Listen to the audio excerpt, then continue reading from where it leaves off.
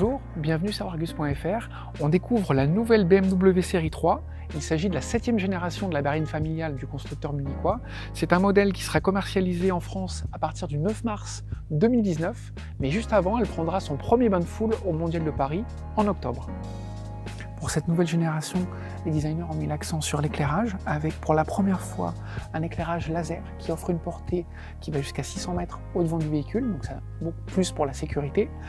On note également que, comme sur certains SUV de la marque, on pense notamment au X2, on a le double haricot qui est maintenant en jointif, le cerclage chromé enrobe les deux haricots.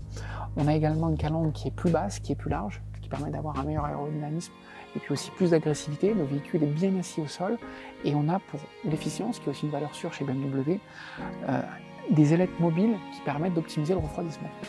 Cette nouvelle série 3 conserve les proportions du modèle actuel, à savoir un long capot, un habitacle reculé et un arrière ramassé pour lui procurer du dynamisme.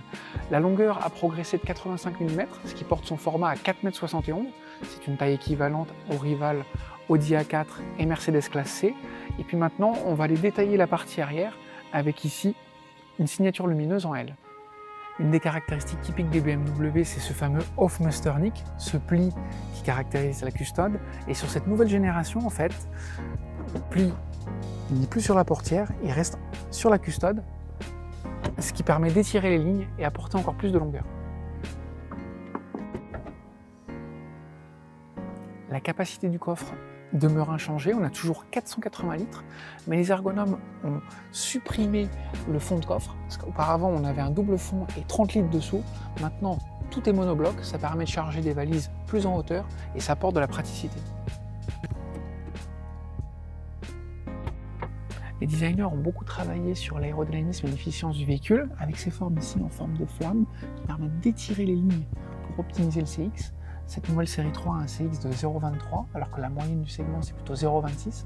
Elle devient la référence.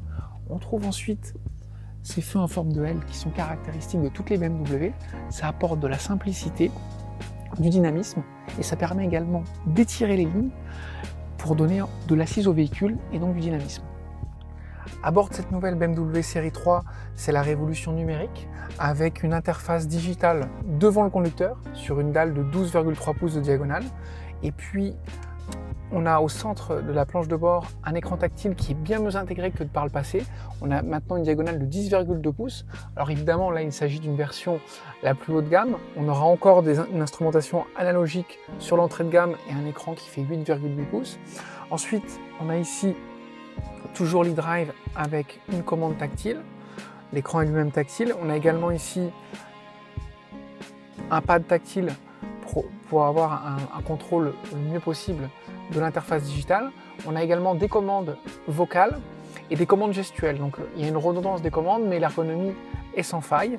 Et puis après, on a maintenant une nouvelle commande au niveau des phares, où on n'a plus de molette, mais des éléments tactiles. Alors évidemment, à l'arrière de cette BMW série 3, on n'attend pas des miracles. Pourtant, on est bien installé. On a une belle garde au toit. On a un espace aux jambes qui est relativement correct, parce que l'empattement est un peu plus long. Également, comme l'assise est inclinée, ça permet d'avoir une position confortable, même si on a un petit peu les genoux un peu rehaussés. En revanche, évidemment, pas de miracle.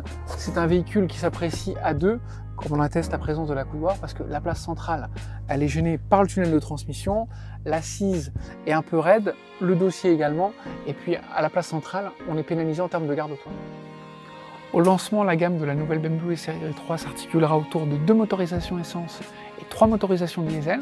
Elles seront toutes disponibles en propulsion, c'est le classique de la marque, et il y aura également une transmission intégrale X-Drive sur la 320D.